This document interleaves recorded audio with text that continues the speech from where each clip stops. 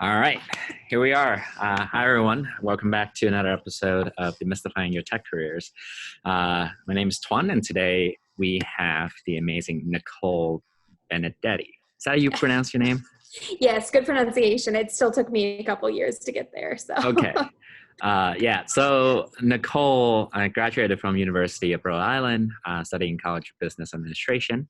Have a really, really long journey in the HR space and is now working as a senior people operation business partner. Oh my God, whatever that means, we're going to demystify it.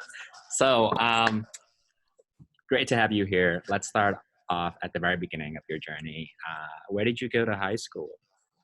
yeah, so I actually grew up in a very small town in Maine called Stetson. So I'm not sure if you're familiar, but it's the dead center of the state. So I went to a school there called Central High School, which was basically how Maine works. Is the towns are so small, it's 5 towns combined into one. So that's where I started everything. Very Wow. different where I am now. Gotcha. So, I wonder what's the level of like socialization you have when it's that small and how different that would be when it comes to the city, but we'll get back to that. Okay.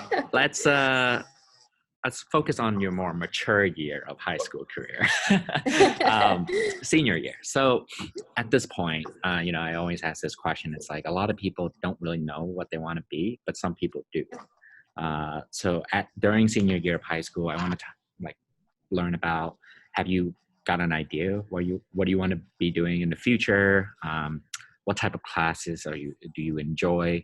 And just generally, do you know exactly where you're going next? I was not that person. I had no idea what I wanted to be. The area of Maine that I grew up into, there wasn't a lot of different industries. So I just kind of knew nothing that I had been exposed to was really speaking to me. Some great jobs in the area, just nothing that I was like, yes, that's me. So honestly, high school, I hate to admit it, but no plan. It was just kind of, I loved playing sports and loved going to school. But other than that, I had no real direction. But that's what kind of led me down to actually Southern New England when I went to URI, is when I really started to get a feel for what did I want to do with my life. Huh. That was fast. However, I want to dive into sort of like, what sport did you play? Yeah, so soccer was my number one sport. I loved it. Also did basketball, track. I was a horseback rider. I was in Maine, so skiing, because what else do you do in the winter? So a little bit of everything, but I would say soccer was my number one. Gotcha. I see that there's an ongoing theme with people playing sports in high school. Cool. Well, I guess what kind of course were you attracted to the most?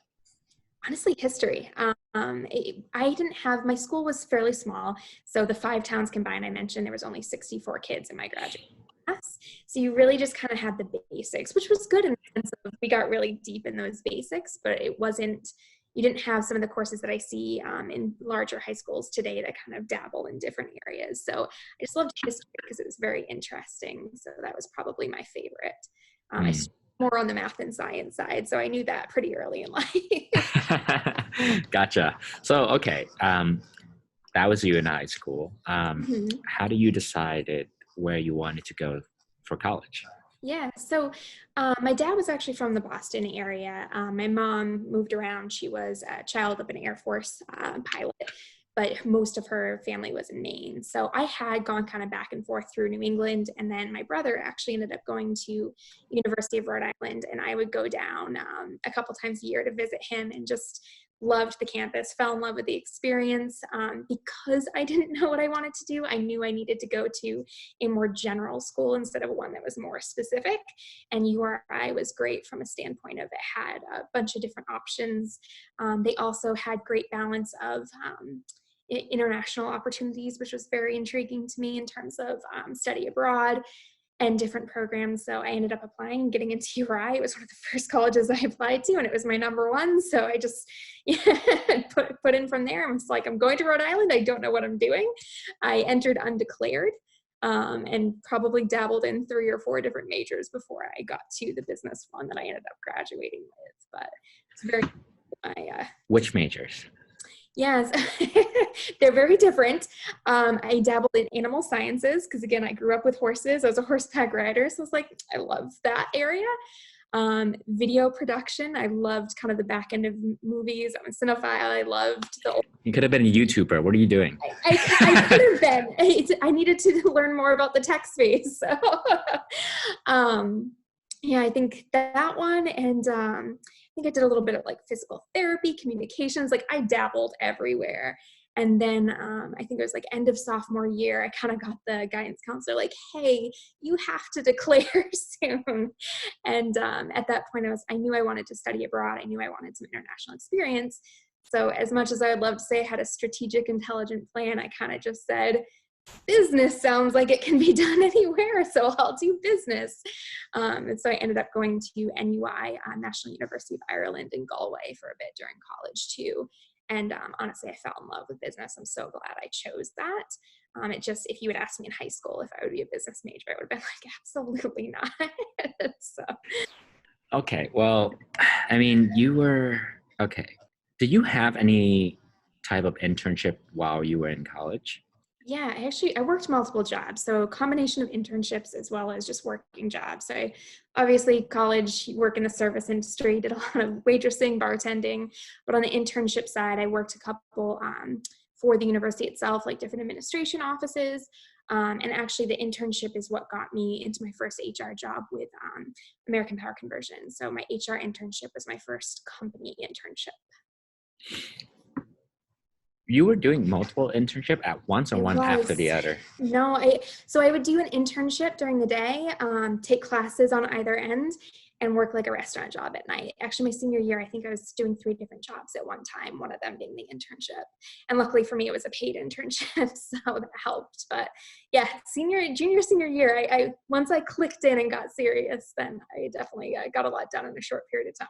That's funny because you're saying once you click in, because so a lot of people who I talked to actually got their internships around freshman year, sophomore year, and then junior and senior. They already know what they wanted to do and they just want to focus on one path or some sort of a path. But then all of a sudden you decided to, oh crap, I didn't do anything. I needed to rack up a lot of experience. I don't know what to put on my resume. Well, okay, why? Right? So what I'm interested in is the very particular moment when you realize that, and who told you about like what you're missing and what gave you the idea to do so many things all at once? I don't think anybody did, to be honest. I mean, as much as I didn't have an idea of what I wanted to do, I've always been somebody who's pretty driven and pretty motivated. Once there was something there I could be motivated about. So I think the first year or two of college, just to be honest, I was in a different state. I'd never, lived outside of Maine before, moved away from my family, was meeting all new friends. Like nobody from my high school went to this school.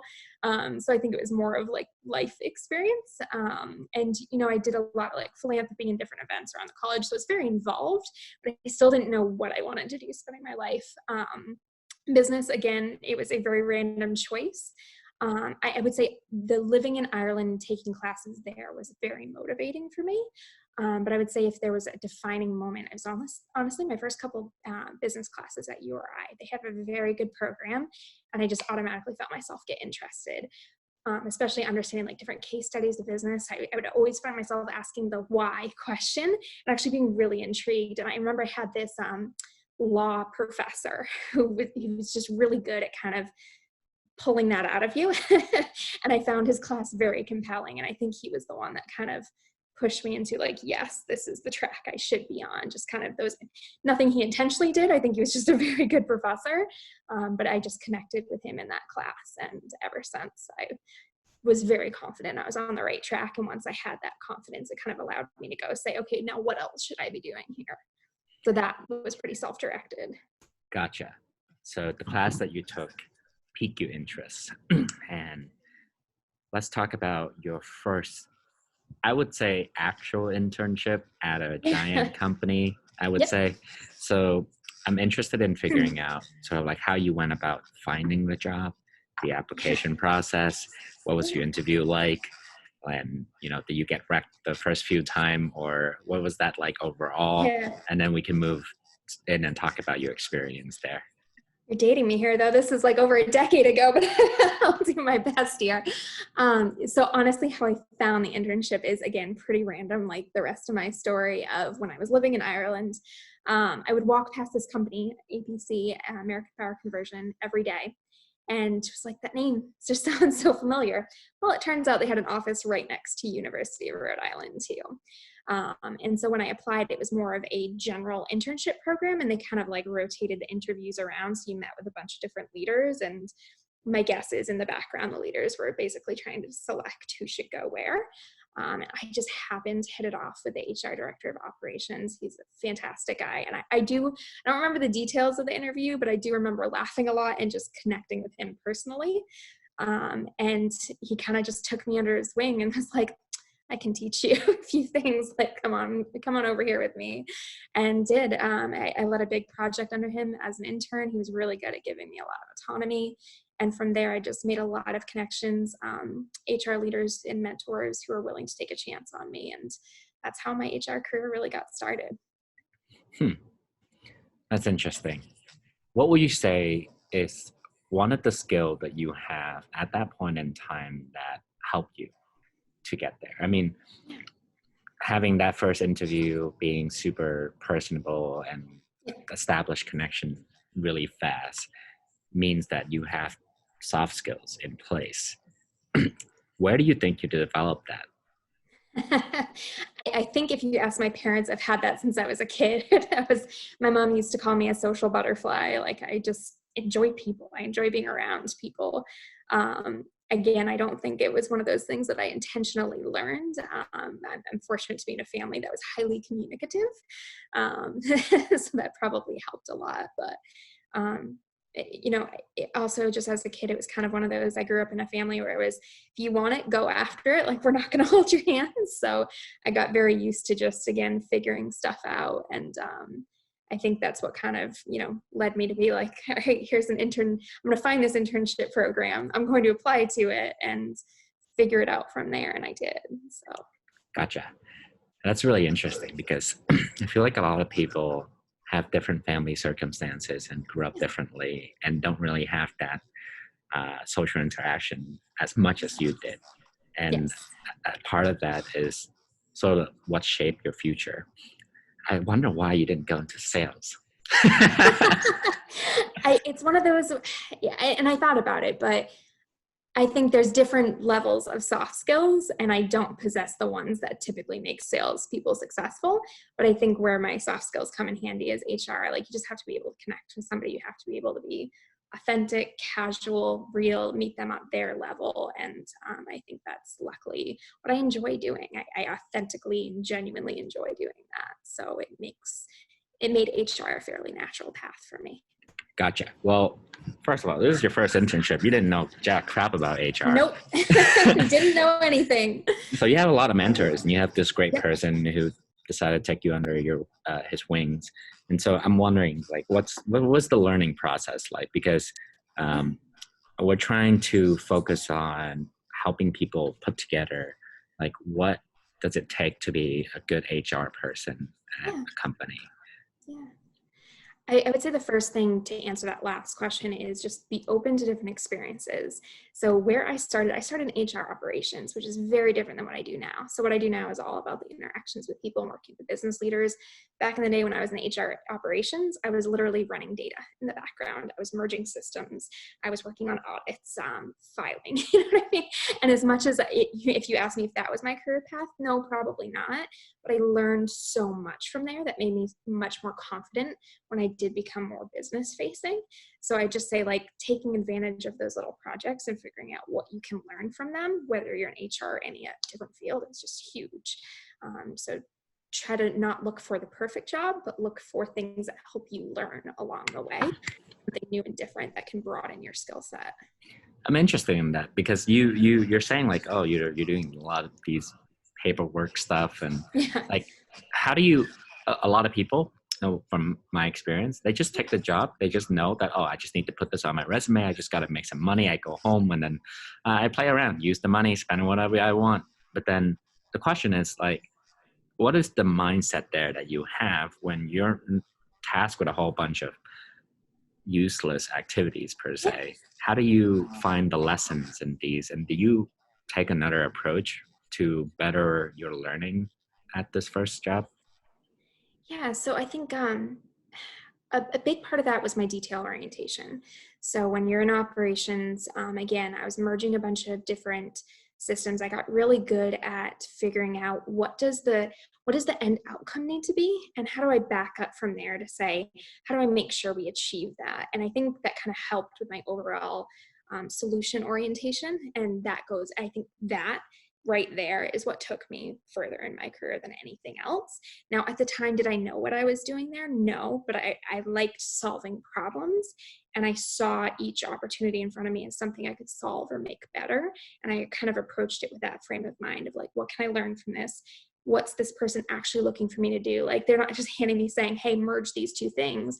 They're going to use it for something. So what are they using it for? And how do I make it that much better so that the end user is getting what they need out of it? And I just approached everything with that frame of mind. That's a good approach. And I know where it comes from. Please. From your professor in college. Probably. You took Great the approach professor. to understand why, and you have that mindset for every single thing that you do, even when it's such a minute task. You just want to understand why does this all matter? Where does this, like, where's the results, right? And so I think that's a really good mindset to have. That's awesome. Yeah, I'll have to write him someday then.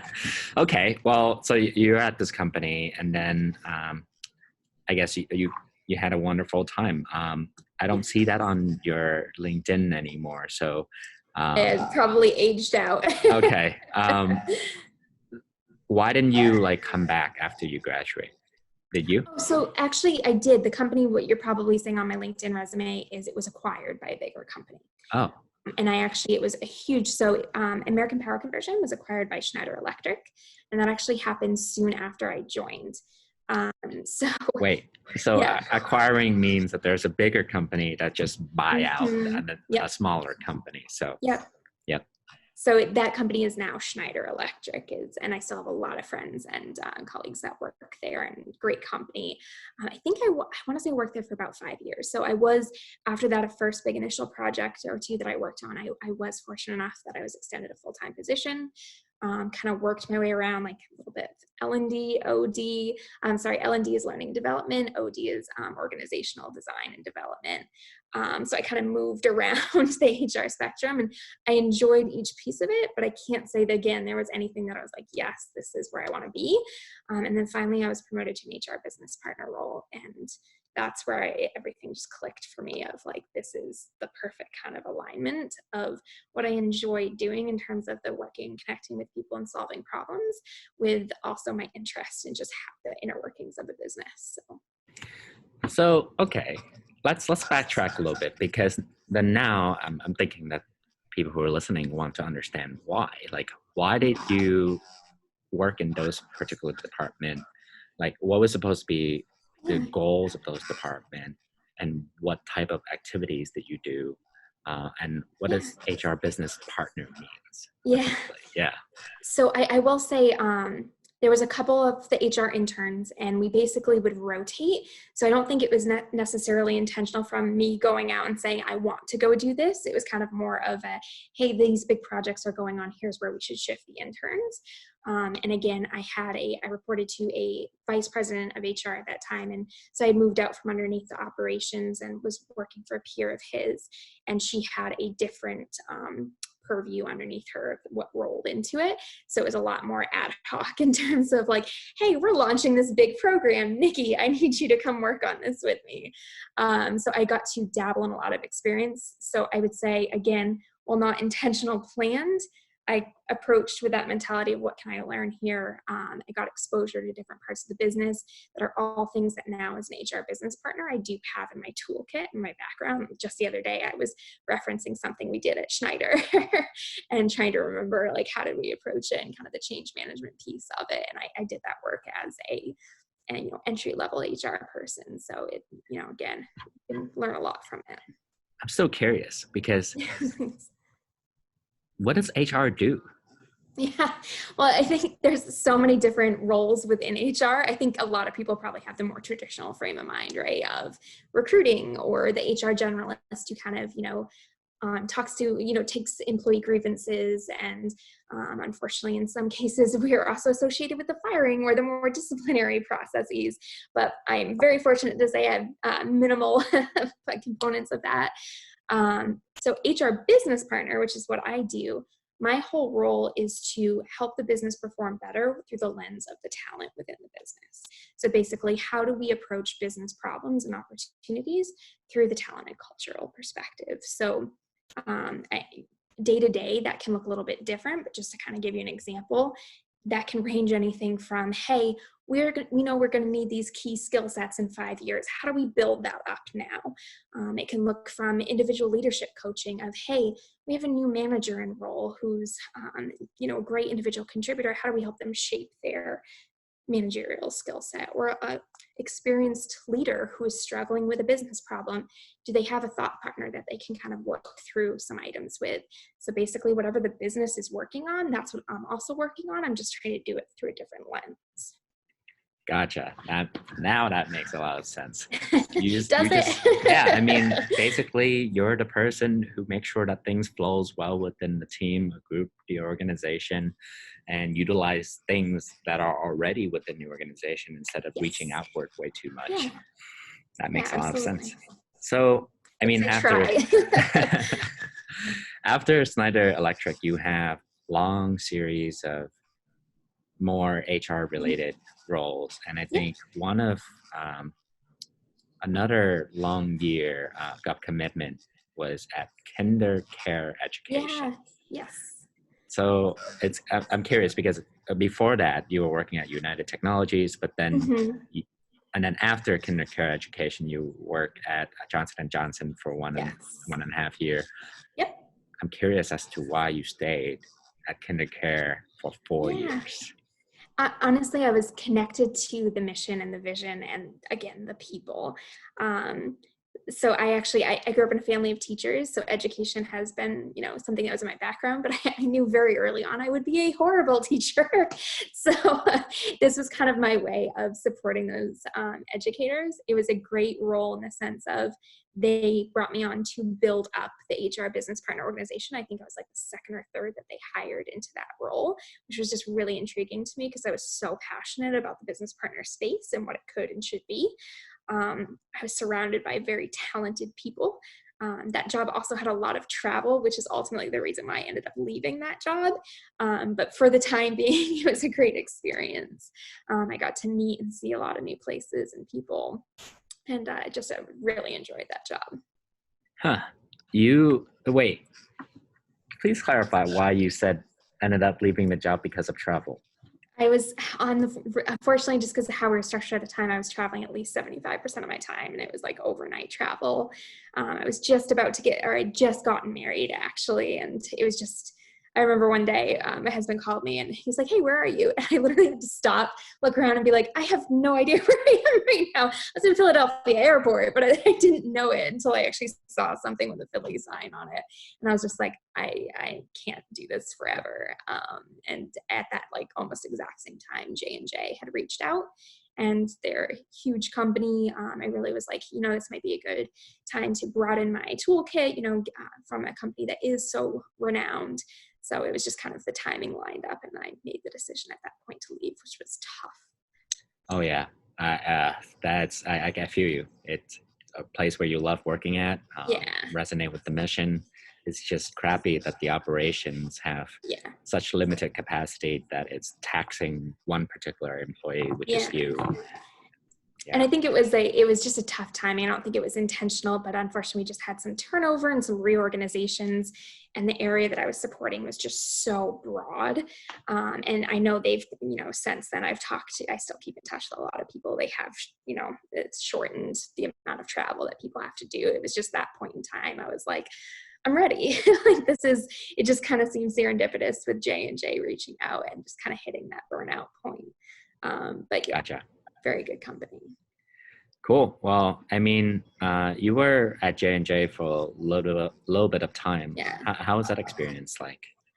All my experience have been great. I've been very fortunate, but I would just say from a cultural fit, J&J was just a very big company. And I had more, I'd say like more specific roles in HR, like this person does this. And I really like the get your hands dirty, do a little bit of everything type approach. So ultimately I started looking. I will fully admit I stalked TripAdvisor to join them. And that opportunity came up and I was like, yeah, this is one that I want to go for. Awesome. So something I'm curious about was that how you get these roles. I feel like there was a lot of inbound activities, like people reaching out to you. Did you have to do outbound Yeah. at all? So Trip was an outbound activity for sure. So TripAdvisor, and I will say again, like I've talked to recruiters in the past, and I have friends who've been very successful. Just for me personally, TripAdvisor was something I saw on LinkedIn, applied to, and was fortunate enough to get a call. I didn't know anybody who worked at the company, but yes, I have done the definite outbound work of trying to network and talk to people. But just, I got lucky with TripAdvisor. Gotcha. So, okay. At which point during all these career prior to TripAdvisor, did the light in your head go ding? This is how companies tend to work. These are all the organizations and stuff like that. And if I'm the HR person, I know exactly what I need to do when I enter an organization. I know exactly the skill set that I could offer. Which point was that? Great question. I'd say I'm still evolving that. Right? I'm never going to be like, bing, I got it. But I would say my transition into KinderCare was probably where I learned the most about myself and how I assessed an environment, how I figured out a company, what sort of questions should I be asking, what should I be looking for, what did I truly enjoy. I think my experiences in KinderCare, the people that I worked for some really good mentors who were just very good leadership coaches and really kind of challenged your thinking constantly. And that's when I started kind of like opening up my eyes to kind of assessing everything around me in that environment. That's interesting because you had 2 prior professional experience. And then that didn't come into your head, and I wonder why. Sad, right? I mean, it was kind of those, I learned a ton from both those experiences, and especially Schneider. But I would say Schneider helped me understand their HR program was amazing. And especially that VP I worked for, I still call her today for advice, for guidance. Again, she's actually still with that company. But I think I needed to leave my comfort area in order to really test out what I knew. And UTC was kind of a shorter stint. And I didn't I clicked there. So I think KinderCare was the first place since my original comfort zone that I got back into this is what differentiates me. This is what I want to be doing. Here's my skill set. And also, I'm okay that I'm not good in these areas, but here's what I need to do to offset that or work on that. So I would say it was less of a hadn't learned before, but more of a just going out on your own. You do learn a lot about yourself. Gotcha. So UTC is United Technologies. Technologies, yes. Sorry. And at that time, I worked for Kidde Fenwal, which are their companies. Great. Well, okay. Here you are at TripAdvisor. Yes. You did the outbound stuff, and you were fortunate to get a phone call. Yes. Let's talk about that whole recruiting process that you went through. Let's talk about the things that you know prior to things and how you prepare to ace your interview and all that stuff. Yeah. So I think there's multiple ways to look at this. I'd say a lot of people, when they look at a job posting, try to say, okay, I think I know what this company's looking for. Let me clean up my resume, make it look good, hit these key points. But they're not really thinking about what differentiates me. What value can I bring to a company? And as much as yes, I had in the back of my head, there's certain managers in certain companies who like to see certain things on a resume, right? Like certain experience or other companies that are similar to them.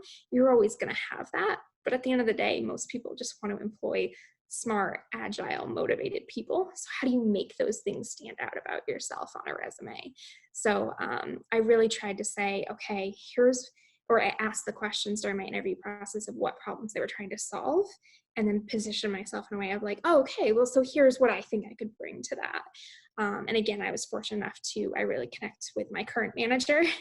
I'm not just saying that because I still currently work for him, but our interview quickly turned into more of a conversation where we were brainstorming and thinking through some of the problems he was working on or some of the goals he had for his organization. So we actually, in my in-person interview, ended up whiteboarding for half of the time on just how he was thinking about structuring things and going after things. So. Wow. Okay. Yeah.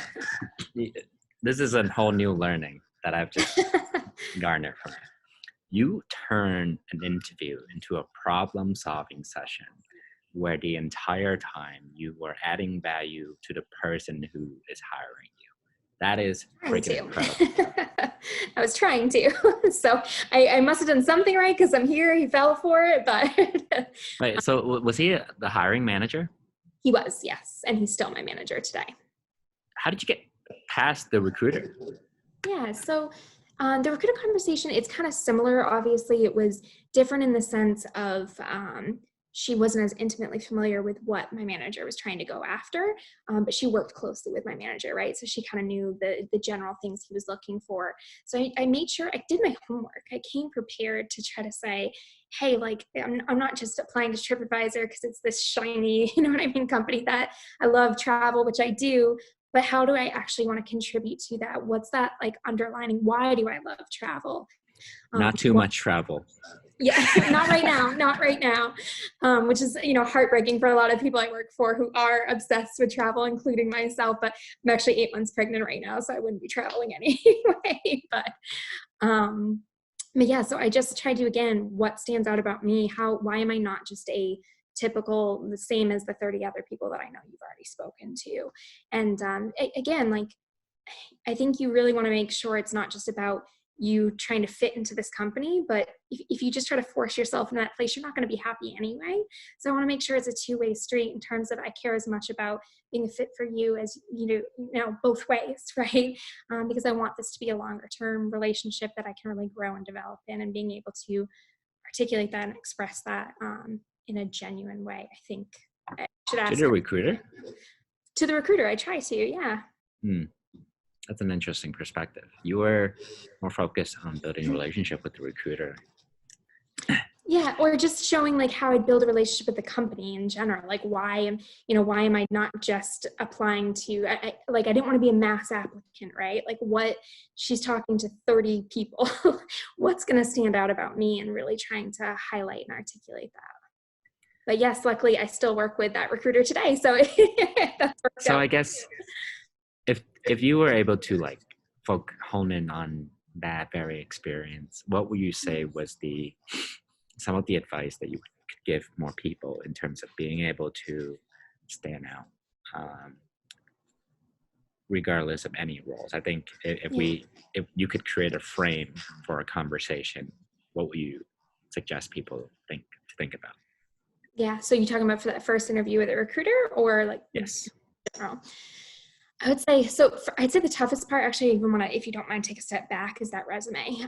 Because as somebody now who looks at a bunch of resumes, a lot of them just look the same. And I don't mean just in formatting, but again, I think people try to, a lot of times they have in their head, I have to be this certain candidate, and how do I write to that candidate, versus saying, who am I and what value can I bring, and doing their homework ahead of time. Because honestly, if I get a mass batch resume, one that just looks super generic, it better be a good resume if I'm going to be moving it forward. Like I just hired somebody on my team in HR, and what stood out to me about his resume was something early on in customer service and the way he talked about interacting with people. So it's what on your resume is actually going to stand out and differentiate you. And really taking that time to look at the job description and say, like, what are they trying to accomplish? And back up from there and say, what skills do I have, or how do I connect to show them that I can help them accomplish these things, and being able to draw that line. And I'd say you take that similar mentality with the recruiter in terms of what value, who are you? What value can you bring? But I would say the biggest advice I can give with preparing for that first meeting with a recruiter is prepare. And what I mean when I say that is not just go on the company's website. Of course, you should be doing that, but I'd also say, like, go through your head and challenge, if you were hiring for this role, what would be the types of things that you would want to know about the person in front of you? So like, have you ever done X, Y, Z, and write out those questions and answer them, or like come up with the answer you wanted. Um, give to that person the things you want them to remember about you. So I'd say doing your homework and preparing in that way of what would you want to hire, it was key, or is key. Gotcha. So I mean, you were applying to TripAdvisor, but were you also applying to a whole bunch of other things as well? Wasn't. Oh. I can honestly say I wasn't. I think I may have applied to one other job in that time frame, and a couple interviews down the road. Yes, there was one other company I was applying to, but no, I wasn't mass applying. I was looking for, because I had moved around and gotten some great experience, I was really looking for, where's the next place that I want to be for a longer term? Where's the right fit for me? So I was very selective about where I applied for with that. Dang. That is a good advice, because you kind of need to have a focus in order to perform well. Or if you mass apply, you're just going to perform poorly for every single one. So that's pretty good. Okay, so let's go into the most exciting part. You are working at TripAdvisor for this current role, which have a really long title. I have no idea what it means. So let's learn about, I guess, your day-to-day activity. What do you do? What's your, I guess, why does this role exist? And how can we translate that to people who, I guess, have no idea what this role is about? Yeah, so I'll start with the title. People Operations Business Partner is the same or pretty synonymous with HR Business Partner. In the way TripAdvisor is organized is everything HR is organized under people operations. So everything kind of focused on talent and culture rolls up into one people operations leader. And that's when we're kind of divided by the business partner function. So the two are the same in terms of what I had mentioned before about, again, my day changes based on what my business leader is working on.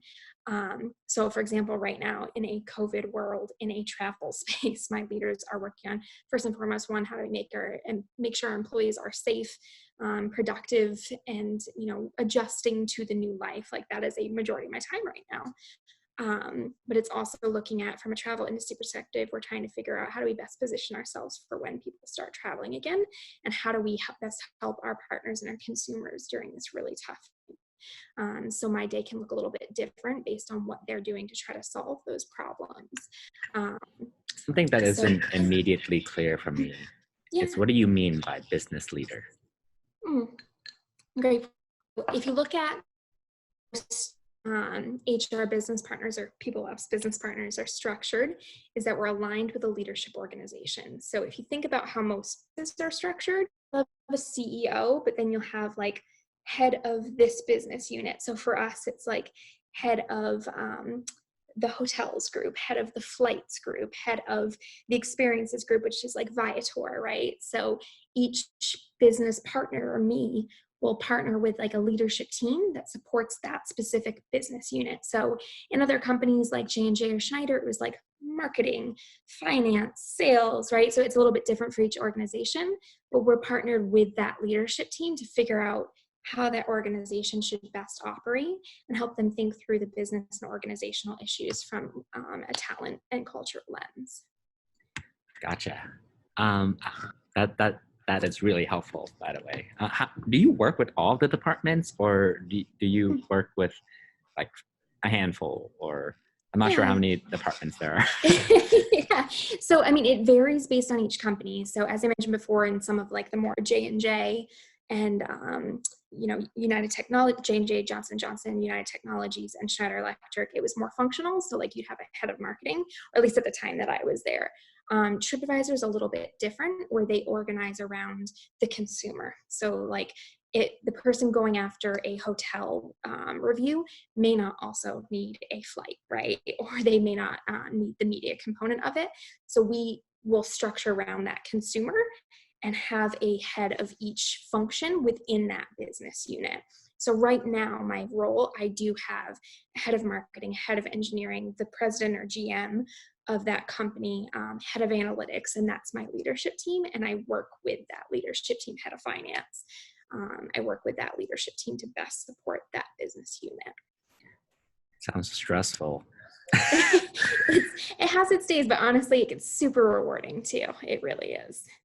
So I guess, okay, that leads me to my next question is, how do you, like, let's talk about some of your best days and some of your Yeah. worst days. That Yep. helps to paint a clear picture as to what you can potentially expect and lessons from the pitfalls. Yeah. So best days, it just from like a personal standpoint, best days are when you're working with a leader, you're trying to tackle a problem that either the business or the industry is going after and something clicks and it works, right? Or when you see that moment where you're talking to a leader, thinking through coaching them and something just clicks and they're like, I understand this differently now. Other best days when you help people, progress their own personal career. There's nothing really more rewarding than that. But it's also really rewarding when you're on something that something that they've been working on for themselves and they're finally able to develop and progress because of that. That's the best. So those are probably my personally best days, is when you see other people achieving something that's their personal best. Worst days, I hate to say it, but I am in HR, is unfortunately when either the business results in, and this is not specific to TripAdvisor, this is all companies I've been in, but there are days where unfortunately we do have to either reduce the business or take a disciplinary action. And those are definitely some of the worst days. Mm.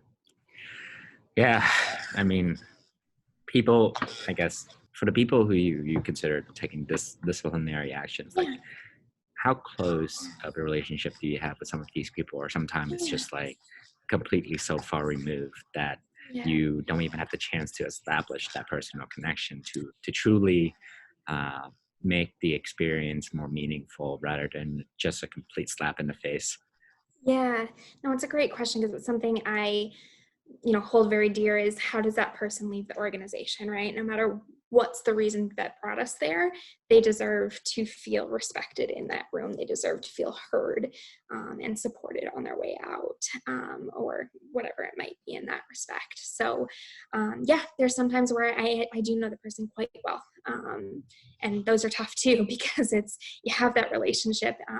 My goal is going into that room, it should never be a surprise for the person. We believe in not just TripAdvisor, but me personally, transparency up to that point. So there should have been, if you're doing it right, in most cases, right? Of course, I know there's layoffs that sometimes just surprise people, but in most cases, you should have had enough conversations leading up to that point that the person has had chances to improve or at least make a different decision for themselves. So those are things that I always keep in mind.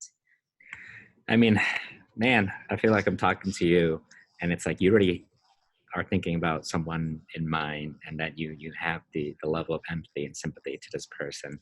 Like, I can feel that emotion, to be honest. I mean, it takes a really strong person to be doing what you're doing. And It's harder for them, honestly, but like I do value I want to make sure they leave as on best note as they possibly can. And that's incredibly important. So even if I don't know them in the room, I acknowledge that upfront of, hey, I'm so sorry, this is how we're meeting. And I make sure I spend time with them after to answer any questions they have. I make myself available to them after the fact so that they do have that connection and resource and don't feel like it was a one and done. yeah, you are obviously super experienced in this, and the more interaction that you have with people, the more that you learn. And so I guess, to the spirit of giving advice to people who are trying to look towards what your role is consists of, what do you think is the characteristics that a person should have, and what type of Yeah. skill set that they should try to achieve, and how do they achieve those? Yeah. So I'd say what I hear a lot, which is genuinely so sweet when people say it, but I hear a lot of people be like, I want to go into HR because I like people. And you got to know more than that, right? In terms of, well, what do you like doing with people? What do you like about people? How do you like spending your time with people? Because there's so many different avenues. So again, kind of goes in that figuring out how and what you want to do, because, hey, I have compensation leaders who never work with the business, but they love seeing the value that they're adding by trying to understand the data and making sure our employees are taken care of from a total rewards perspective, right? Where me, I'm on the front end constantly and I'm using them to help support. So I would say really understanding what it is you want out of that, and what is your strengths are. But also I just say curiosity is a skill set that I think will help in most roles. I'm genuinely curious. Like when I go into a business, I try to sit down with as many people as possible. And it's kind of like, I'm sure you've seen Office Space where it's the Bobs, right? Like, tell me what you do here. So I try to do that, but from a much more curious standpoint, because I genuinely want to understand what's your role, what makes you tick as an individual, and how can I best help you get there? Because if you're successful, the business is going to be successful. So I think it's having that genuine interest in whatever area you want to be in will really help you. Gotcha. Well, what type of skill set do you think is the most important? I mean, have the personality trait is one thing, right? But like, what type of skill do you think a person can actually develop? I mean, curiosity. I'm not sure how one can acquire curiosity or just varying levels throughout their life. But like, what is some of the skills that is particularly important for this role? For the HR business partner role specifically, I would definitely go back to what I had talked to you earlier, which was like that solution orientation. And I think that probably goes to a multitude of roles where anybody can come up with, here's the problem, right? Like it's actually pretty easy to identify what the problem is. It is much harder to try to figure out the solution and try to stay resilient and navigate through that. So I would say if you're going to ask me one skill set that I would take in the HR business partner role, and most others, it would be solution orientation and problem solving. How I draw a comparison between your role is you're basically customer success, but not with customers. You're supporting the employees. Customer success is essentially your role, but they're supporting the customers. You're playing an important support role. That is trying to, yeah. Awesome. So I guess my last piece of question is, what sort of advice do you have for people who are looking for entry-level jobs starting out, particularly in the HR, maybe even recruiting space in particular? What kind of steps would you suggest for them to take in terms of not only identifying the path that they're going to go to, but also, I guess, getting to the tips and tricks to actually get hired by those companies that they love to work with? Yeah, I think, again, I go back to most companies just want to hire smart, motivated, good employees or good people who are going to likely be good employees. So I think there's a lot, in college, yes, you can do internships, and I definitely recommend it. Get as much experience and exposure under your belt as you can so that when you do leave college, you're more directed, more of where you want to go to. But I'd say also be open to different experiences in terms of this may not fit, but I'm really interested in the space and I can see how it would help me get to where I want to go. Be open to that experience. But I would also say while you're in school, there's a ton of other stuff you can do that can kind of highlight those characteristics that companies will be looking for, whether it's, clubs or organizations you're involved with, charitable foundations that you work with. There's a lot you can be doing with your time that show a company what you're going to do with their time. So I think really be thoughtful about that. This is such an incredible journey. You started off out of remotely nowhere. Small town me. With your level of curiosity, just tackling and doing multiple different things, and you still wasn't able to figure out what you wanted to do until your first career at whatever power company that was. And then all of a sudden you learn how to be curious during your college year from your professor, like asking the question, why is this here? Why does this exist? Why am I here? What's the point of me being here? And that mindset has helped you not only perform well at the company, hack your way through hiring, because then you start to think from the other perspective, very solution-oriented approach, and continue to develop. And not only, and I'm starting to see this too, is that you are very solution-oriented, not only for the people you work for, but for yourself. Because when you were at the education company, you realized that the problem was the fact that you were overextended and that you wanted a way out. You look for solutions to do that. This is such an incredible journey, and I'm glad that you were able to share it with us. I think a lot of people is going to find this really helpful. So I really appreciate you joining our podcast. Of course. Any lasting message that you want to say out there? I would just say, if you're looking at, if you're worried about regretting stuff, I'd say most of the things I regret are things that I didn't do. So I would say, if you have a good opportunity, go after it. Take a chance on yourself, and just best of luck to all those that are trying. Gotcha. Well, thank you so much, Nicole. This was great. Thank you. Have a good one. It was nice to meet you. Yeah, nice to meet you as well. Have a good one.